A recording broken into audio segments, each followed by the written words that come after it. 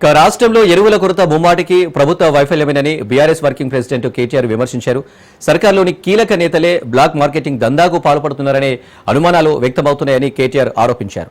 రైతులకు సరిపడా తక్షణం ఎరువులు అందించకుంటే యూరియా క్యూలైన్లు, సొసైటీలు అధికారుల దగ్గరకు వెళ్లి ఎరువుల కొరతపై ఆందోళన చేస్తామని బీఆర్ఎస్ హెచ్చరించారు.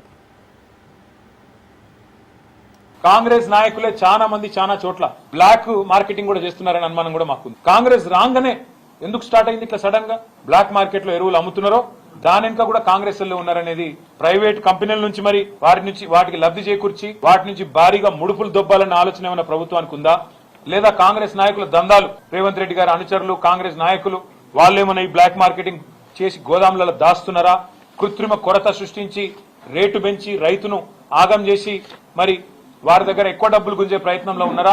వీళ్ళ రాష్ట్రంలో పోలీసులు రెండే పనులు చేస్తున్నారు. అయితే ఒకటి బీఆర్ఎస్ నాయకుల మీద కేసులు పెట్టాలి, ఎట్లా సోషల్ మీడియాలో పోస్టులు పెట్టినా కూడా చిన్న చిన్న పిల్లల్ని కూడా భయపెట్టాలనేది ఒకటి. రెండోది ఎరువుల బస్తాల కాడ కాపలా కాస్తా ఉన్నారు.